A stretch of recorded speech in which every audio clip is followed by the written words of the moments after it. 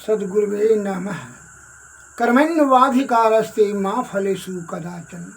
माँ कर्म फल हेतु भूर्मा ते संगे अस्तु अकर्मणि।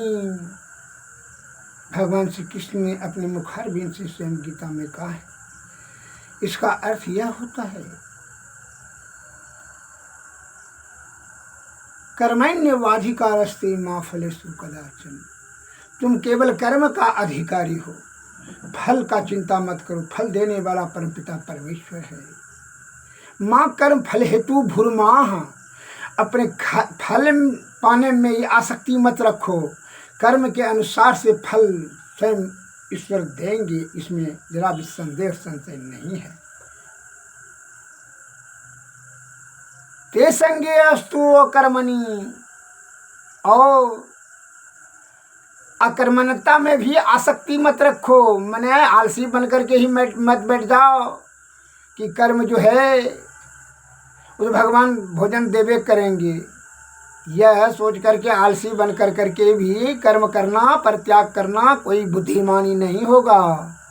अतः यह कर्म प्रधान विश्व जो है देश है। इसलिए रामायण में तुलसीदास ने लिखा है कि कर्म प्रधान विश्व करि राख, जो जस करहि तस फल चाखा।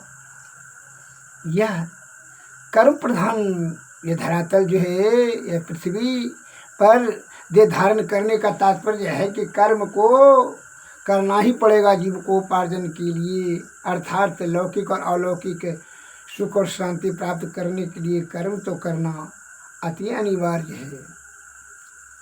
और आलसी बन करके बैठ जाएं और कोई कर्म नहीं करें, यह भी आपकी अक्लमंदी नहीं है, और तब फल नहीं मिलेगा। तब उसकी दुर्गति निश्चित है, इसमें संदेह नहीं है।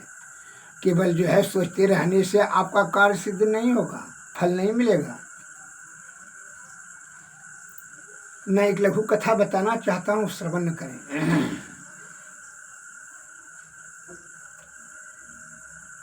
एक सिपाही ने राजा साहब से कंप्लेन किए कि हुजूर सवेरे कि जो है एक शिकायत है, क्षमा कीजिएगा।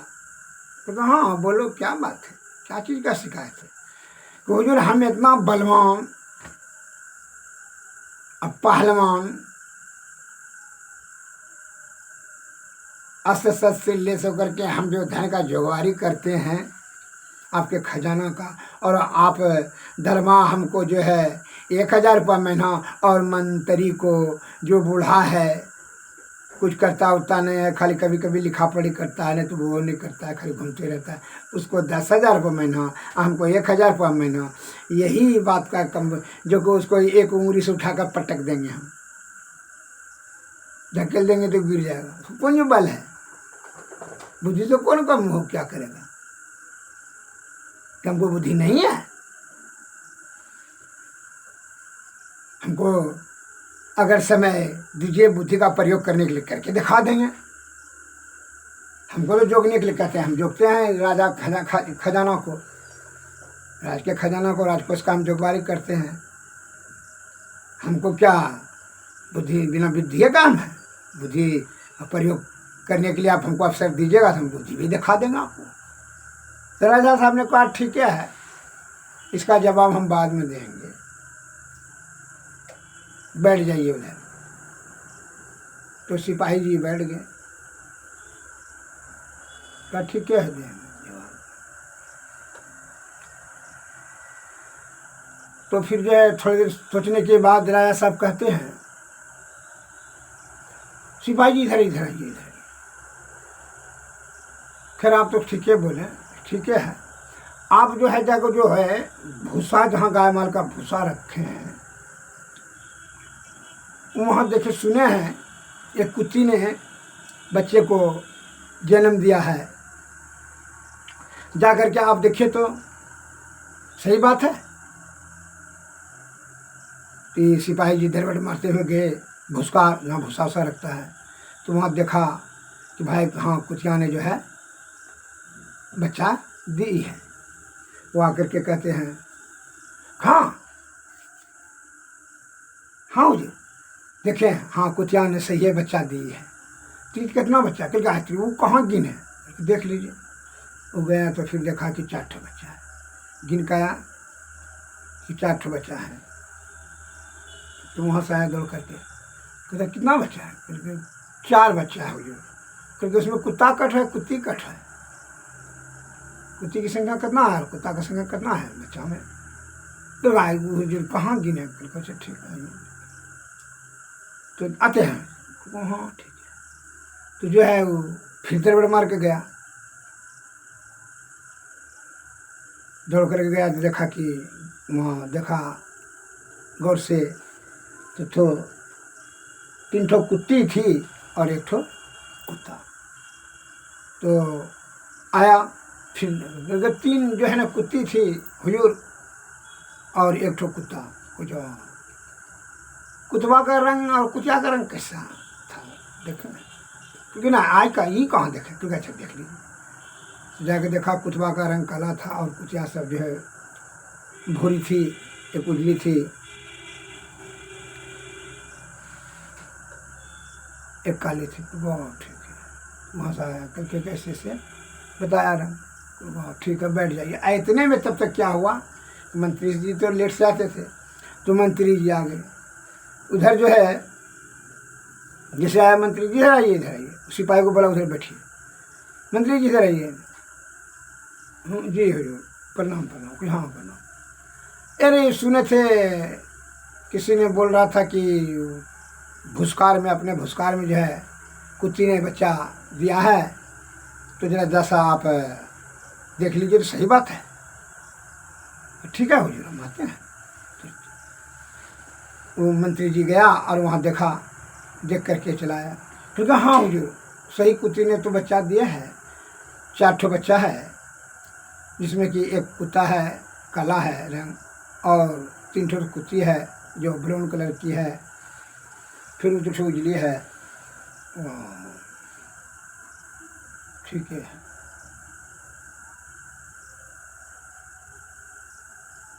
और कुछ हुजूर, ठीक है नहीं कुछ नहीं, ठीक है जाइए आप अपने काम में जाइए। वो कुर्सी पर अपना कुर्सी पे गए, बैठ गए। तो सिपाही जी आया, बुलाइए सिपाही जी इधर आइए। ऐसा जी हुजूर। हाँ तो जवाब मिला आपका जो कंप्लेन था, ज्ञानी का इशारा काफी होता है। इसलिए कहता है ज्ञानी मारे ज्ञान से, बेहुदा मारे तीर, सदगुरु मारे शब्द से भींगे सकल शरीर। ज्ञानी की बात को जो बुझे उसे तीनों लोक सूझे। इस बात को सदैव ध्यान रखिएगा।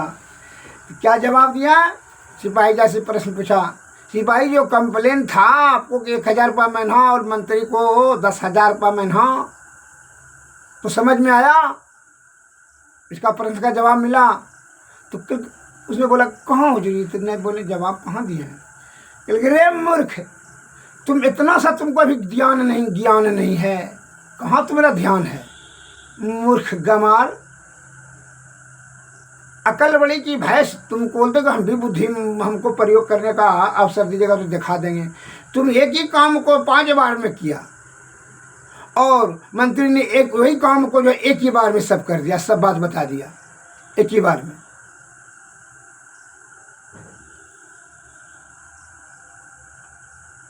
तुमको इतना नॉलेज नहीं हो तुमसे कितना बुद्धिमान आदमी है, बुद्धिमान है, कितना ज्ञानी है, उसका ज्ञान का कीमत होता है। संत महात्मा लोग अनादिकाल से जो विषय से संलिप्त हैं, वैसे विषय भोगी, कामी, क्रोधी और लालची को आगाह कर रहा है। जीवन बहुत कम हो बच रहा है। यह आयु छन छन छन छन, पल पल पल पल, घड़ी घड़ी सब छीन होते जा रहा है। यह आयु रूपी तेल बहुत कम है रे।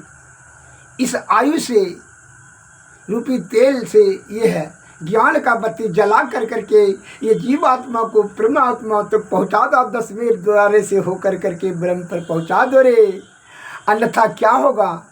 यह अंधकार में, अज्ञान रूपी अंधकार में भटकते रहेगा जैसे अनादिकाल से भटकते आ रहा है। छन छन पल पल घड़ी घड़ी अब बीतल जाए छे नौ, पोखरिया के पनिया सुखल जाए छे नौ। आइल जवानी बीतिल जवानी, आई बुढ़ापा, देख के आँखों से आंसू बहल जाए छे नौ। तुम्हारा एक श्वास का ही खेल है, श्वास रुका तुम्हारा सभी जो हवा में तीर जो चला रहे हो, मन के जो मड़र बन रहे हो, मन रूपी तेल में जो पूरी छांक रहे हो, ऐसे करेंगे तो ऐसे हो जाएगा और ऐसे करेंगे तो ऐसे हो जाएगा। मकान बनाएंगे, दुकान बनाएंगे, संपत्ति का संयोजन करेंगे, सुंदरी और असुंदरी का भेदभाव कर दिमाग लगा रहे हो, तृष्णा को तो बस में नहीं कर रहे, राग द्वेष क्लेश मोह माया लोभ क्रोध मद अहंकार भय तृष्णा इस सब के चक्कर में फंस कर करके अपने कीमती आयु रूपी तेल को तू नष्ट कर रहा है। अरे ज्ञान का प्रकाश वही तेल में, आयु रूपी तेल में ज्ञान का प्रकाश जला और ईश्वर तक ये जीवात्मा को पहुंचाओ। और वह कैसे हुआ? ज्ञान रूपी जो है प्रकाश कैसे जलाएगा? उस सदगुरु ही बताएंगे आपको कि ज्ञान रूपी प्रकाश को प्रज्वलित कैसे किया जाता है। अन्य तो ये अंधकार में 9 दरवाजा में से कोई दरवाजे से जीवात्मा के मरण के समय में निकला तो अगले पाठ में ही तो बता ही दिए हैं उपनिषद के कथनानुसार कि मरने के समय में चित्त की भावनाएं जिस तरफ जाती है वही जन्म का कारण बन जाता है। और जीवन मरण दुस्सह दुख होई, जिन्हें मरने में तो नाना प्रकार का दुख होता है, रोग शोक और संताप, लोभ क्रोध मद मोह तृष्णा वासना ईर्षा राग द्वेष, सब जवानी बुढ़ापा मृत्यु सब तो घेरे मल मूत्र कप पसीना ढोने वाला शरीर को ढोते ढोते तुम जो तबाह हो जाएगा। गफलत में रहते हो, यह हमारा स्त्री है, यह पुत्र है, पुत्री है, यह परिवार है, परिवार है, न तुम किसी का हो न तुम्हारा कोई है। मौत और जीवन में एक श्वास का ही खेल है। श्वास जिस दिन रुक जाएगा सभी देता है मोहन साओ सब शोभन हारा, देखई सपने अनेक प्रकारा। जो मुँह के नशा में अनेक प्रकार का स्वप्न देख रहे हैं, मकान बनाएंगे, पोता को पढ़ाएंगे, पोती को पढ़ाएंगे, बेटे का ऐसे करेंगे, बेटा को ऐसे करेंगे, जमीन खरीदेंगे, दुकान खरीदेंगे, मकान, सभी धरा का धरा रह जाएगा। सांस निकला, क्या चीज़ निकल जाएगा तो जो है 4 घंटा भी 2 घंटा भी बर्दाश्त नहीं करेगा, घर से बाहर कहेगा निकालो और जरा कर करके इसको फेंको जा करके, आघी मुँह में लगा देगा और बांस से 1.5 घंटा दे करके जल्दी जरने का कामना करेगा। परिवार गाँव वाला सेवा करके शव बखान वहीं पर होगा, तुम्हारा निंदा और प्रशंसा जो होगा घाटे किनारे में होगा। इसलिए अभी ही तुम सावधान हो जाओ। जब अहंकार हो जाए तो शमशान घाट चले जाना, मुर्दा को स्नान करा देना, वही दुर्गति तुम्हारा होगा। जिस गति तुम समझ रहे हो मुर्दा का हो, वही दुर्गति तुम्हारा होगा। ध्यान में रखना, जब अहंकार हो जाए, माल पानी का, सुंदर स्त्री का, पुत्र पुत्री का मोह हो जाए तो फिर तो इतने समझ लेना, मकान दुकान का जहाँ मोह हो जाए तो मुर्दा का स्नान करा देना और शमशान घाट तक जाना, उसको जलाते हुए देखना और ध्यान में ज्ञान से सोचना कि वही दुर्गति तो तुम्हारा, अब नंबर तुम्हारा है। इससे पहले कि ऐसा दुर्गति में जाएं तो इस सदगति के लिए सदगुरु के शरण में चले जाएं, तभी जो है ये जीवन कितार्थ होगा। नहीं तो जी क्या हुआ, झूठे जन्म बितौला हो सजनी, झूठे जन्म बितौला। ये झूठ मूठ का जो है ना, ये अपनी आयु को गंवा देना व्यर्थ के ख्वाबों में, व्यर्थ चंद सुखों के लालच में आकर के।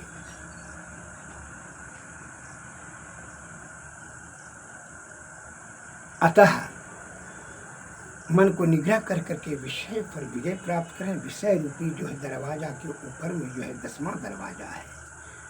9 दरवाजा में से 10वां दरवाजा से जीवात्मा को ब्रह्म की तरफ बढ़ाएं। सुषुम्ना नाड़ी में जो है भावों के बीच में जो है बिंदु, भृकुटी के में बिंदु, और उसी पर ध्यान केंद्रित करें। तब पहले अंधकार आएगा। वो 10वां दरवाजा, वही दरवाजे से जो है ना ये जीवात्मा।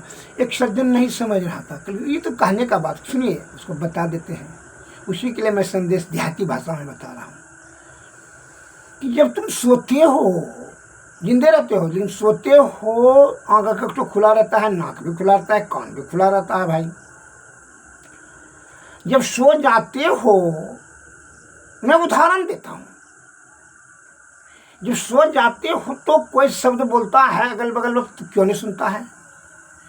कोई बदबू भी देता है, नाक निकट जाता है तो क्यों नहीं? खुशबू बदबू का कोई पहचान नहीं समझ सकता है। आँख क्या, आँख खुला है और जाता है तो आप पहचानते नहीं हो, देख नहीं पाते हो। सोए हुए अवस्था में अगर यदि तुमको मुंह में भोजन देगा क्या स्वादिष्ट लगेगा? तिता चिरोता दे कि जो है आपको इमली दे, वो स्वाद का होगा। सोते हुए अवस्था में खूबसूरती सो जाए आपके बगल में, या बदसूरती सो जाए, आपको को आलिंगन करने का चेष्टा होगा? बताइए, जवाब दीजिए। सेट करके मैं प्रश्न का जवाब आपको दे रहा हूँ, जो कि आपके मन में प्रश्न जो उठ रहा है। एक अंग्रेजी में कहावत है, everything melts before that internal radiance. जो प्रबल जिज्ञासे उनकी सभी समस्याओं की समाधान अंतःकरण, तुम सोचते नहीं, उसको झुटला देते हो, और तुम अपना चतुराई को, क्षार बुद्धि को आगे कर करके उसको झांपते हो। जैसे दारू पीते हो तो तुमको जानकारी है कि घी खाते तो ताकत होता, तुमको जानते हो? ऐसा नहीं कि नहीं जानते हो। अंडा खाते हो, मछली खाते तो तुम जानते हो कि जहाँ आमला खरीद के खाते तो ठीक है, लेकिन जानबूझकर तू नाटक करता है। जानबूझ करके सही करने से क्या होगा? हम यदि तुमको पूछेंगे बच्चा पैदा करने से क्या होगा, धन ज्यादा जमा करने से क्या हो जाएगा, आयु खत्म नष्ट होगा। तो यह आयु जो आपको मिला है ईश्वर की तरफ से, किसके लिए, क्या करने के लिए? धर्म, अर्थ, काम और मोक्ष चारों चीज प्राप्ति करने के लिए। धर्म करते हुए मोक्ष की प्राप्ति करना, यह जीवात्मा को परमात्मा मिलाना। और जो पशु काम करते हैं, बच्चा जन्माता है और जो है ना खाना खाता झाड़ा पे, वो काम तो तुम भी कर, तो फिर पशु और तुमने में अंतर क्या रह जाएगा? इसीलिए रामायण बड़ी भागी मानुष तन पावा, सुर दुर्लभ सद ग्रंथ ही गावा, यतनि साधनि मोक्ष के द्वारा, यही पायन परलोक सुधारा। यह जो तन है मोक्ष का साधन है, अतः इससे मोक्ष प्राप्त करना, अर्थात यह जीवात्मा को परम आत्मा में मिला देने का ये सर्वश्रेष्ठ सर्वोपरि कार्य है। सभी विषयों से हट कर करके मन पर नियंत्रण कर करके चित्तवृत्ति को शुद्ध करते हुए चित्तवृत्ति को जागृत करें और बुद्धि से काम करें, और चित्त को शुद्ध कर करके भृकुटी पर केंद्रित करें और ईश्वर की तरफ बढ़ने का युक्ति जाने सदगुरु से। यही हमारी कामना है, आपसे निवेदन है, यही करना परमोत्कृष्ट कार्य होगा, अलौकिक अलौकिक दोनों दृष्टि से। जय हिंद, जय भारत, नमस्कार।